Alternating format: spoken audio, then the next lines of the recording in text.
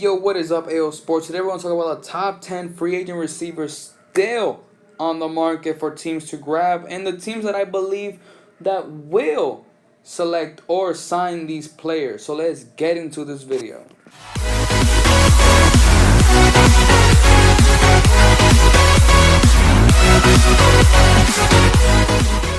So to start off with the free agency frenzy, I think that at the number 10 spot we have to put in Cordarrelle Patterson.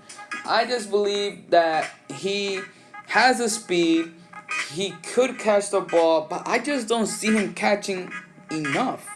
I just don't see him really making or being that type of a difference maker. Didn't see that in New England.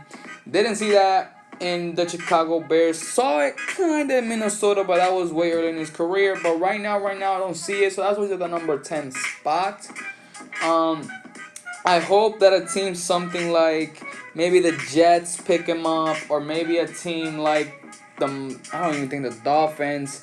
Probably the Bills, maybe, but they already signed Emmanuel Sanders, so they might not even really be looking for a receiver. But he could be a good third option if he does accept a pay cut in a low price. So he could be an option there for those teams. But the team that I really see him going to is maybe the Las Vegas Raiders. So let's see what happens. So now at the number 9 spot for agency frenzy, I've got Tim Patrick. He played for the Denver Broncos, and he has proven himself. So he could actually make a boost to any team, to be honest, are looking for receivers. Team like the Ravens, or a team like the Las Vegas Raiders, or a team maybe even like the Kansas City Chiefs. I see him going to now that Sammy Watkins is in free agency. But I just think that he won't be any stud or anything crazy of a star receiver. So I don't think the Ravens should look that way. But he is a good enough receiver. Next up, at the number 8 spot in the free agency frenzy, we have got Chris Conley. He's basically, the first 3 are really they're not studs, but they're not bad receivers either. They could bring some type of a boost to the team. They could come in situations where, for example, if Tyreek Hill is on double coverage, you could pass it to these guys and you could trust them. Even though, as I said, they won't be studs. But there are some good and reliable options. So, Chris Conley, you're up there on that list. I see him going to a team maybe I would say, the Giants. I see him going to a team like the Bears, maybe a team like that. So hopefully he does sign with a good team. He does deserve it. He's been with the Jaguars for way too long now. Next up in the free agency frenzy at the number 7 spot, we have got Josh Reynolds. Josh Reynolds is a good option to have. I just see him as kind of underrated because not many people look at him because of the receivers like DK Metcalf, Devontae Adams, and etc. But he is a good option at the receiving position, mostly at the second to third option. So I think a team like the New England Patriots will go out there and pick him up and put him at the third to second option switch, or vice versa with Kendrick Bourne. So I think it would be a great option. It won't be bad at all. So go out there, New England, and get him because he is a good enough receiver and he goes for cheap because he's not, as I said, a stud as a receiver that calls out names. So going to New England will not be a bad idea. So now at the number 6 spot for agency frenzy, we have got none other than Golden Tate. He did play for the New York Giants, and he was not looking good at all. Any team could use a guy like him, though. I think mostly a team like the Baltimore Ravens or a team like the Kansas City Chiefs. A team that's looking for a second to maybe first option in a switchable situation. Because Golden Tate is that type of a caliber of a receiver, in my opinion. But I think that the team that really should go out there and get him is the New England Patriots. I'm sorry if I keep on mentioning them, but just that he would be a perfect fit for them. He could play slot, he has the speed, and he has the hands. So I think that Golden Tate would actually be a great option for basically any team that's really looking for a second to third option, or maybe even a guy that you would like to rely on. Golden Tate is actually a great option at that.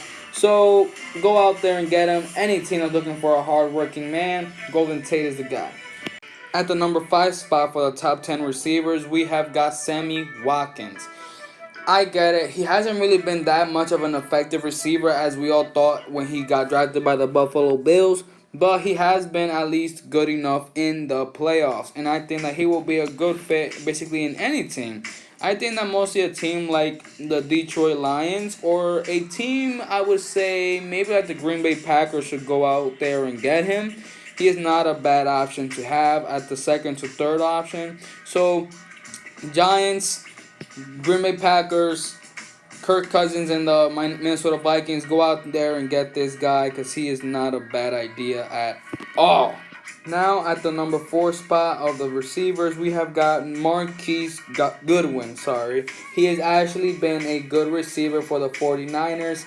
He's got the speed, he's got the hands, he could do a little bit of everything. So any team that is looking for a receiver, I think that the absolute best fit for him would be the Baltimore Ravens. They're looking for a guy like him, someone they could trust other than Marquise Brown. And I think that Marquise Goodwin would be a great asset for that. So go out there and get him, Baltimore. So next at the number 3 spot, we have got Antonio Brown. I don't think that he will go to any other team that's not the Tampa Bay Bucks. So I'm going to say that that's his best fit and that's where he's going to stay. I think he's going to stay with the Tampa Bay Buccaneers. He's got Tom Brady, a man that he likes to spend his time with, and he loves winning. So he basically, I don't think he should go to any other team if this is the team that best fitted him and gave him the number one shot for him to even win or for him to even be on a team anyways. So I think that the Bucks should stay with him, and I think that he should stay with the Bucks. So at the number 2 spot, we have got Juju SmithSchuster. I think that the absolute best for his career and the team is the Kansas City Chiefs. Why? Because he is a better player when he does second option. Just look at when Antonio Brown was in the Steelers. When he's a second option, he's, I think, a way better player. And I think that him and Tyreek Hill could be a great duo. So for the best of winning, for the best of his legacy, I think that he should go to Kansas City Chiefs. But if he decides to still be a number 1 option, then I believe that the best spot for him would be the New York Jets. So go out there and get him, Kansas City. I think that is the best spot for him. But if he wants that money, he wants that cash, and he actually wants to be the number 1 option, then New York Jets is a spot for him to go. So now for the number 1 spot, we have got, it would have been Allen Robinson or Chris Godwin if they didn't get franchise tagged, but right now it is Kenny Golladay. I think that he is a great receiver, so don't get me wrong. So I really think that it could go either way, but I think that the best option for him to go, his best fit, is the Chicago Bears, because it would be a great duo to have of Allen Robinson and Kenny Golladay. That would be amazingly great for the team and just for the connection. So I think that he should go with the Chicago Bears. I think he's having a meeting with them today anyways. But if not, I think a team like the Green Bay Packers would be a good team for him to go to. Maybe a team like the New York Giants if he wants still to be a number 1 option. So it's really up to him in his mind. But let me know what you guys think about this.